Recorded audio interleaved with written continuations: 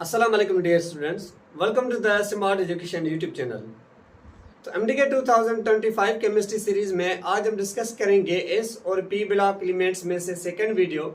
इसमें हम डिस्कस करते हैं ग्रुप ट्रेंड्स को कि ग्रुप ट्रेंड्स के अंदर काफ़ी ज़्यादा हमसे एमसीक्यूज पूछे जाते हैं, जैसे आयोनाइजेशन एनर्जी या इलेक्ट्रॉन अफिनिटी या इलेक्ट्रोनेगेटिविटी या हमारे पास एटॉमिक रेडिया हो गया। तो फर्स्ट वीडियो में हमने इसका ब्रीफ इंट्रोडक्शन किया था, एस ब्लॉक और पी ब्लॉक या पूरी पीरियडिक टेबल का। इसमें पीरियड का कॉन्सेप्ट या जिसमें ग्रुप का कॉन्सेप्ट हमने डिस्कस किया।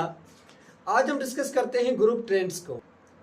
तो पहला जो हमारे पास है वो है what is the atomic radii, यानी साइज किसी भी एलिमेंट्स की, चाहे फिर वो न्यूट्रल एटम की हो, चाहे फिर वो स्पेसीज फॉर्म में हो, यानी केटाइन फॉर्म में, यानी एनाइन फॉर्म में। तो एक एटॉमिक रेडिया हम किसको कहते हैं? ये जो हमारे पास किसी भी एटम का न्यूक्लियस होता है, उस न्यूक्लियस के बाद ये इसका क्या होते हैं कि शेल्स होते हैं, जिसको आप ऑर्बिट का नाम देते हैं, जिसको आप एनर्जी लेवल का नाम देते हैं। जब किसी भी एटम के न्यूक्लियस से लेकर आखिरी जो शेल इलेक्ट्रॉन्स होता है, जिसको आप नाम देते हैं आउटर मोस्ट शेल इलेक्ट्रॉन्स का नाम देते हैं, वैलेंस शेल का नाम देते हैं, उस इलेक्ट्रॉन्स के और न्यूक्लियस के बीच का जो एवरेज डिस्टेंस होता है ना, हम उस एवरेज डिस्टेंस को हम नाम देते हैं किसका? एटॉमिक रेडिया का नाम देते हैं। तो atomic radii is the average distance between, इसके बीच में एक न्यूक्लियस टू जो आउटर मोस्ट शेल इलेक्ट्रॉन्स होते हैं उनके बीच में जो डिस्टेंस होता है, आप उस डिस्टेंस को नाम देते हैं किसका? एटॉमिक रेडिया का नाम देते हैं। इस एटॉमिक रेडिया को जो वैल्यू आपको मिलता है, उसके लिए जो आप यूनिट्स यूज करते हैं वो यूज करते हैं एंगस्ट्रॉन या पिकोमीटर्स भी आप यूज कर सकते हैं, या सेंटीमीटर्स, कि जो 1 एंगस्ट्रॉन बराबर होता है 10⁻⁻8 सेंटीमीटर्स के बराबर होता है। आप उसको उस फॉर्म में कन्वर्ट कर सकते हैं, लेकिन एक्चुअल यूनिट आप यूज करते हैं एंगस्ट्रॉन, जिसको आप मेजरमेंट्स करते हैं एक्सआरडी मेथड से, यानी एक्सरे डायफ्रेक्शन मेथड से मेजरमेंट्स करते हैं किसी भी एटम की साइज जो होती है। नाउ वी डिस्कस अबाउट ये जो एटॉमिक रेडिया होता है, इस पीरियडिक टेबल में टॉप टू बॉटम क्या होगा, लेफ्ट टू राइट क्या होगा, और इसके जो कुछ फैक्टर्स हैं उन फैक्टर्स को हम समझते हैं। कौन से? नंबर 1 फैक्टर होता है कि जो एटॉमिक रेडिया है is directly proportional to the number of shell. ये शेल के ऊपर डायरेक्टली प्रोपोर्शनल होता है, यानी first period, second period, third period, fourth, fifth, six, 7, इस पीरियडिक टेबल में टॉप टू बॉटम आ रहे हैं तो नंबर ऑफ पीरियड्स बढ़े, नंबर ऑफ शेल्स बढ़े। जब किसी भी एटम के शेल इंक्रीज होते हैं तो साइज क्या होती है? इंक्रीज होती है। इस वजह से जो नंबर ऑफ शेल के साथ यानी n नंबर के साथ जो एटॉमिक रेडिया होता है वो होता है डायरेक्टली प्रोपोर्शनल। नंबर पॉइंट्स 2, ये जो एटॉमिक रेडिया होता है ये इनवर्सली प्रोपोर्शनल होता है किसके साथ? न्यूक्लियर चार्ज के साथ।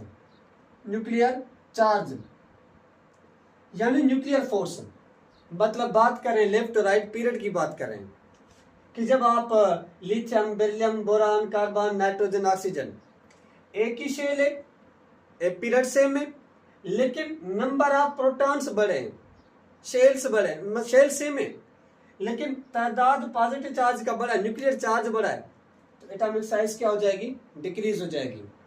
उसके बाद अगर हम बात करें एटॉमिक रेडिया जो होता है, मैं पहले फैक्टर्स बता रहा हूँ, उसके बाद में आता हूँ top to bottom, left to right, या जो केटाइन्स फॉर्म में, एनाइन फॉर्म में।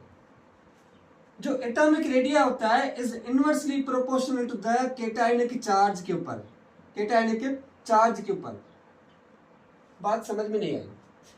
केटाइनिक चार्ज इट मीन्स के पॉजिटिव चार्ज किसी भी एटम के ऊपर, जैसे आपके पास होता है एल्यूमिनियम +1, एल्यूमिनियम +2, एल्यूमिनियम +3, एक ही एटम है लेकिन चार्ज डिफरेंट है। जब पॉजिटिव चार्ज बढ़ती है तो न्यूक्लियर फोर्स बढ़ता है, न्यूक्लियर चार्ज बढ़ती है, तो एटॉमिक साइज क्या हो जाएगा? डिक्रीज हो जाएगा। अब बात करें atomic radii is directly proportional to the anionic charge. इस एनायनिक चार्ज के ऊपर डायरेक्टली प्रोपोर्शनल का कॉन्सेप्ट होता है, मतलब नेगेटिव चार्ज बढ़ेगी तो साइज भी बढ़ जाएगी।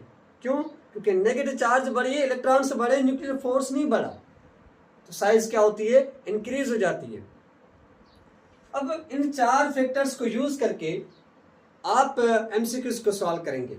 कौन सा? पहला एमसीक्यूज के इन पीरियोडिक टेबल के अंदर, इन पीरियोडिक पीडी में, from top to bottom, from down the group, जब आप डाउन द ग्रुप आते हैं तो जो एटॉमिक रेडिया होता है वो क्या होता है कि इंक्रीज होता है। क्यों इंक्रीज होता है?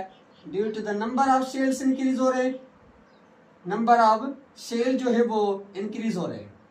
तो टॉप टू बॉटम में साइज बढ़ती है एलिमेंट्स की। और अगर हम बात करें इन पीरियोडिक टेबल के अंदर, इन पीडी में, फ्रॉम लेफ्ट टू राइट, जब आप लेफ्ट से राइट की तरफ जाते हैं तो क्या होता है कि जो एटॉमिक रेडिया होता है वो डिक्रीज हो जाता है, कम हो जाता है। क्यों डिक्रीज होता है?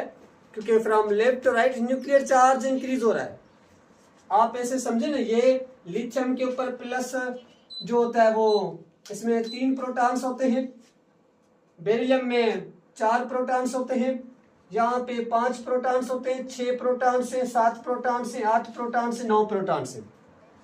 जैसे जैसे नंबर ऑफ प्रोटॉन्स का तादाद बढ़ेगा तो क्या होती है कि न्यूक्लियर चार्ज बढ़ता है, साइज क्या हो जाती है?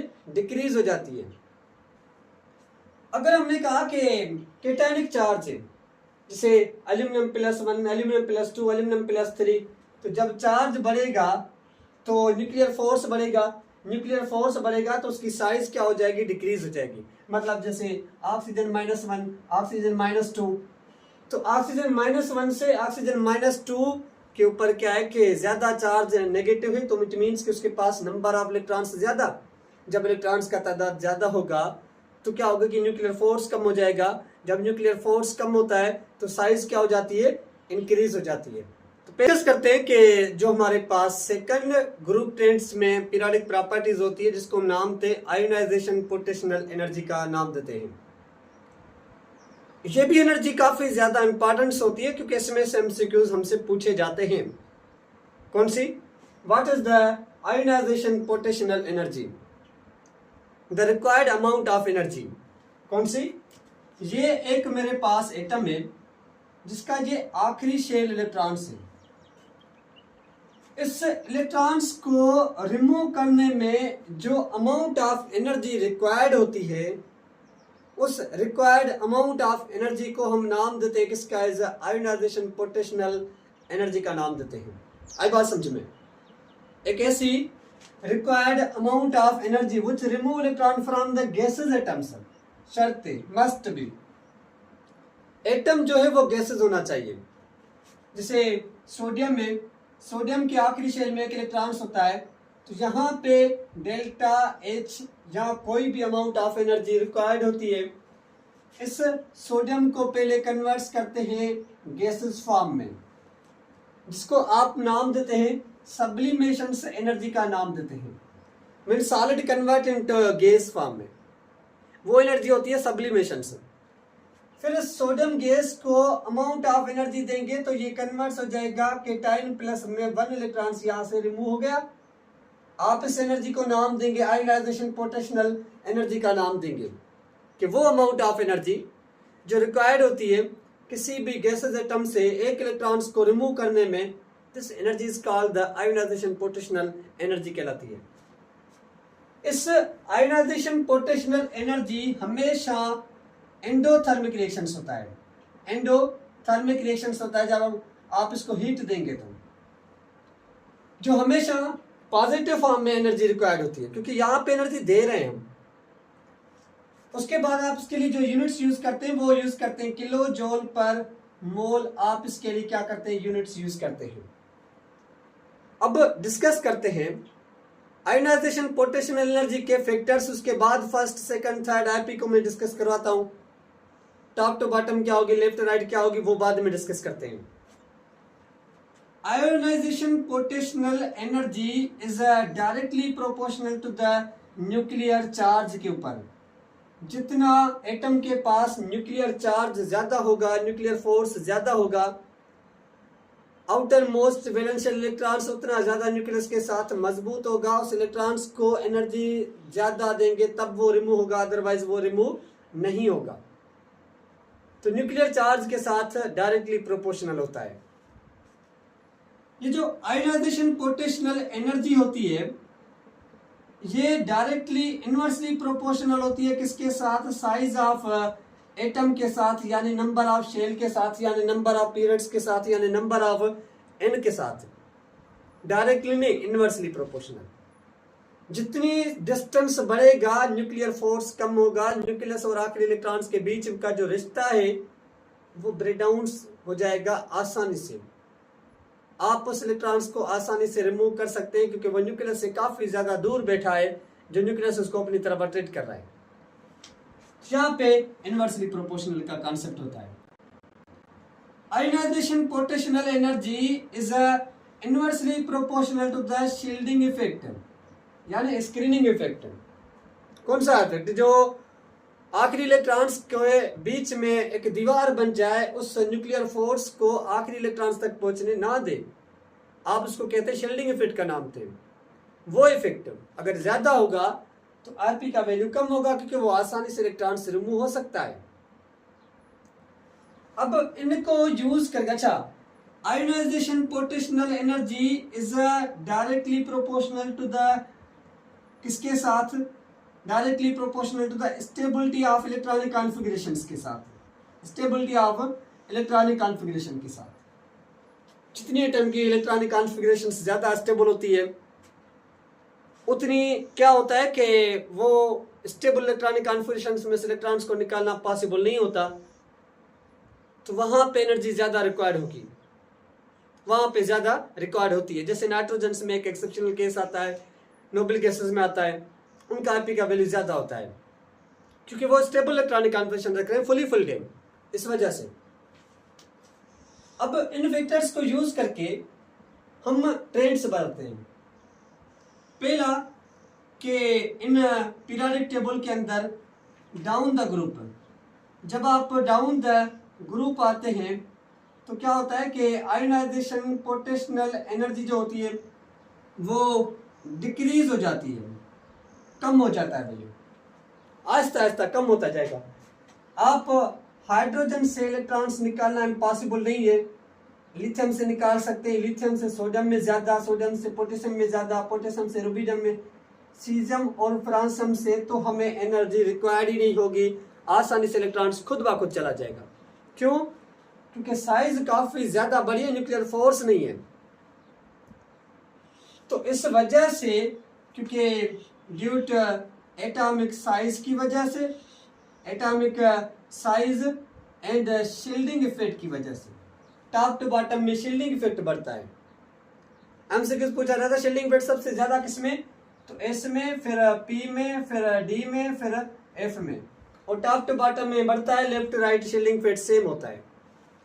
तो जिसकी वजह से from left to right, from left to right की तरफ, जब आप लेफ्ट से राइट की तरफ जाते हैं तो जो एटॉमिक का जो आयोनाइजेशन पोटेंशियल एनर्जी का वैल्यू होता है वो होता है इंक्रीज, बढ़ जाता है।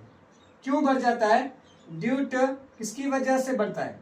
ड्यू टू न्यूक्लियर चार्ज की वजह से एंड शील्डिंग इफेक्ट सेम की वजह से, इस वजह से बढ़ जाता है। लिथियम से बेरिलियम में ज्यादा, बेरिलियम से boron, carbon, nitrogen, oxygen, fluorine, इस तरीके से बढ़ जाता है। उसके बाद ये जो आयोनाइजेशन पोटेंशियल एनर्जी का वैल्यू होता है टॉप टू बॉटम में decrease, left to right increase. अब बात करते हैं एक्सेप्शनल केस की कि यहां पे नाइट्रोजन ग्रुप जो है वो NS, ये NS1, उसके बाद NS2, उसके बाद NS2NP1, NS2NP2 carbon family, NS2NP3 जो हमारा फिफ्थ ग्रुप है, 5th ए ग्रुप जो हमारे पास है, वहां पे पार्शियली फिल्ड इलेक्ट्रॉनिक कॉन्फ़िगरेशंस की वजह से आईपी का वैल्यू जो होता है नाइट्रोजन फैमिली में ज्यादा होता है एज कंपेयर टू द इस हेलोजन ग्रुप से, 7वें ग्रुप से। तो आईपी का वैल्यू क्या होगा कि ज्यादा होगा। क्यों? क्योंकि वहां पे पार्शियली फिल्ड इलेक्ट्रॉनिक कॉन्फ़िगरेशंस रखता है। तो ये पॉइंट्स याद रखना। नाइट्रोजन का आईपी का वैल्यू ज्यादा किससे? ऑक्सीजन से। मतलब कि कार्बन के बाद जो है वो नाइट्रोजन होता है, नाइट्रोजन के पास ज्यादा होता है as compare to the oxygen से। फिर लास्ट ग्रुप का सबसे ज्यादा, क्योंकि वो फुली फिल्ड इलेक्ट्रॉनिक कॉन्फ़िगरेशंस रखते हैं सबसे ज्यादा। अब डिस्कस करते हैं इलेक्ट्रॉनिक आयोनाइजेशन एनर्जी। एक होती है फर्स्ट आईपी। फर्स्ट आईपी जब आप किसी भी एटम से पहला इलेक्ट्रॉन रिमूव करवाते हैं। दूसरी होती है सेकंड आईपी, जब आप किसी भी एटम से दूसरा इलेक्ट्रॉन लॉस करवाते हैं। उसके बाद होता है थर्ड आईपी, जब आप किसी भी एटम से थर्ड इलेक्ट्रॉन रिमूव करवाते हैं। तो क्वेश्चन होता है कौन सी एनर्जी सबसे ज्यादा है? तो थर्ड आईपी जो होता है, थर्ड आयोनाइजेशन पोटेंशियल एनर्जी, वो सबसे ज्यादा। उसके बाद सेकंड आयोनाइजेशन पोटेंशियल एनर्जी, फिर हमारे पास फर्स्ट आईपी, क्योंकि न्यूक्लियर चार्ज बढ़ जाता है। थर्ड में न्यूक्लियर चार्ज बढ़ गया, न्यूक्लियर फोर्स बढ़ गया। Ionization potential energy is directly proportional to the nuclear force, nuclear charge, and inversely proportional to the negative charge anion के ऊपर।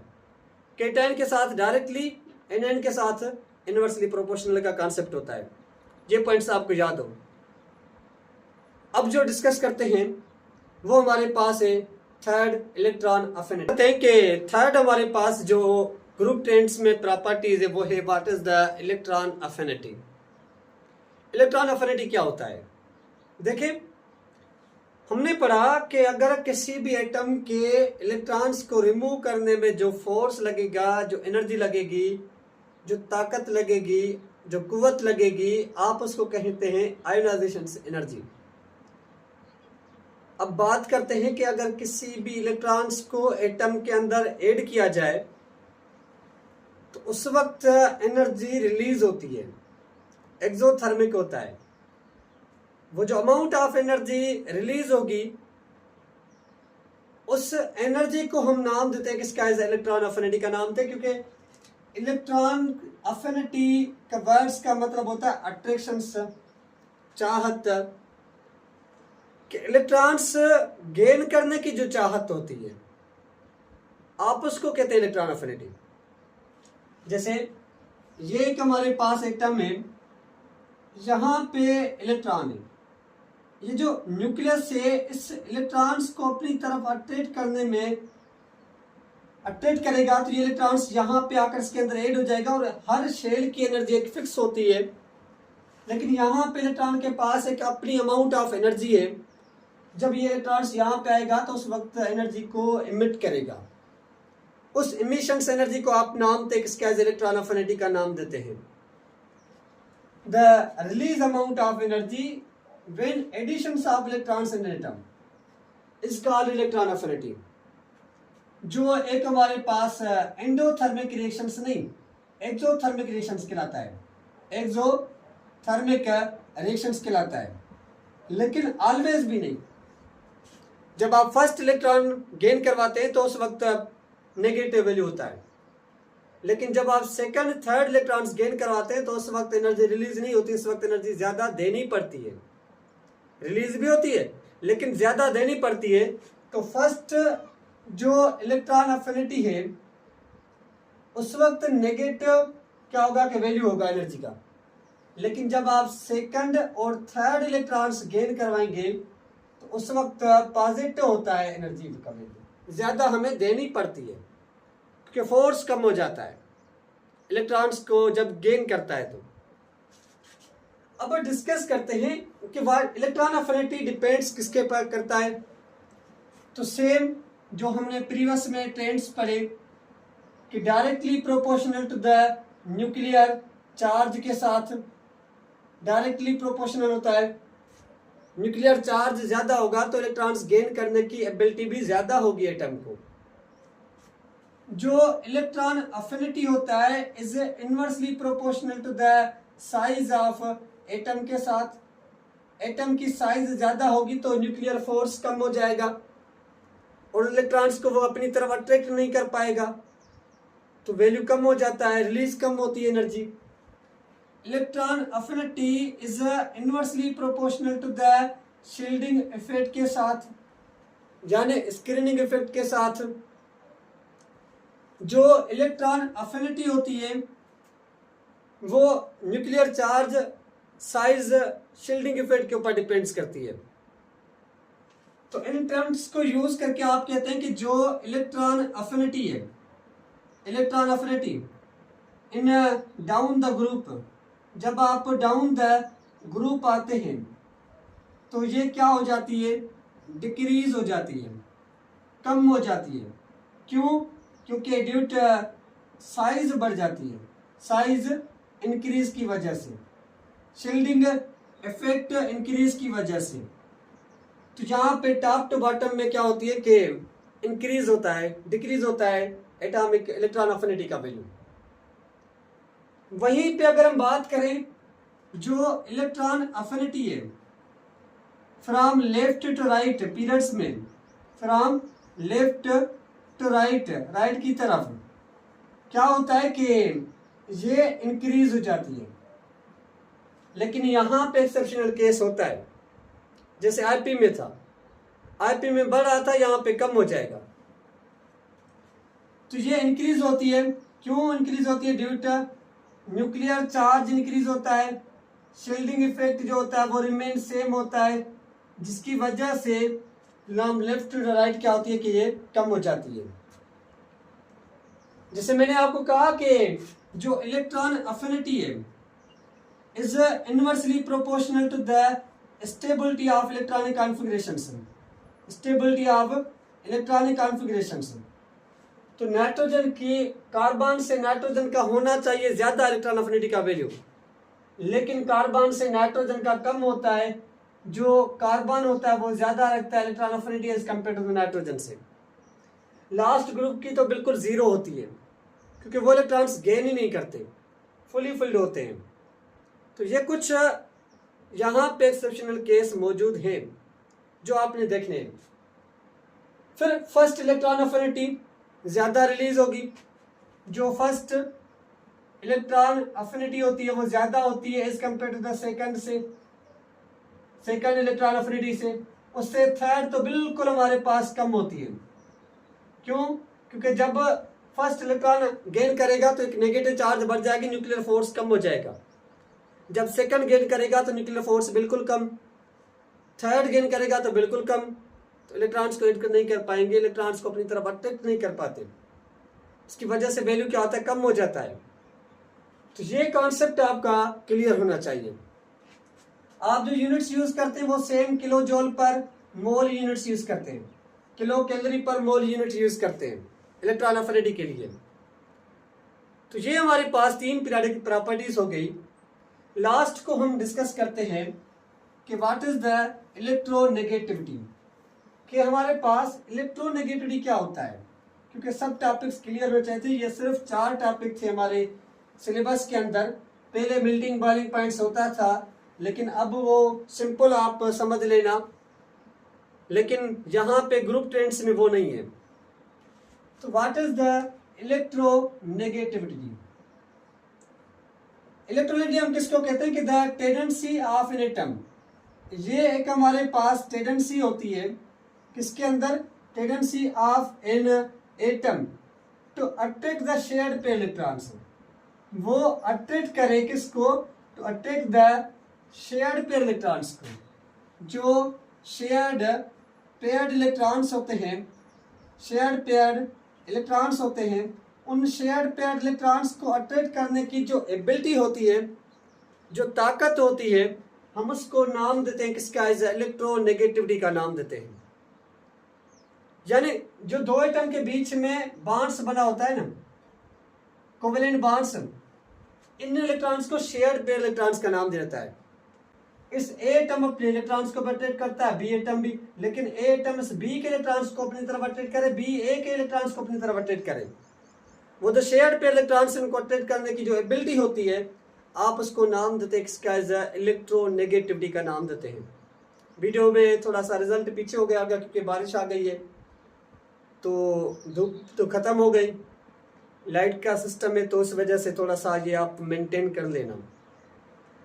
इशू होते रहते हैं वीडियोस में या ऐसे वैसे। लाइफ, आपको पता है कि लाइफ इज़ टोटली प्रॉब्लम्स। कभी भी अपने आप को कंफर्ट जोन में नहीं समझना। अपने आप को कंफर्ट जोन में आपने समझ लिया ना, तो आप अपने हिसाब से नाकाम है। इश्यूज सिंपल लाइफ में होते रहते हैं जो हमें मोटिवेट करते हैं, हमें इंक्रीज करते हैं, हमारी जो ताकत होती है, आप ऐसे समझिए आयनाइजेशन एनर्जी को इंक्रीज करते हैं। असांजी जेका एनर्जी होती आहे उन एनर्जी के इंक्रीज करने वाला असां वटि प्रॉब्लम्स हूंदा आहिनि। अगर जंहिं इंसान में प्रॉब्लम्स न आहिनि न, मतलब जेकर तव्हां सम्झो त तव्हांजी लाइफ में प्रॉब्लम्स न आहिनि, लाइफ में मज़ो न आहे।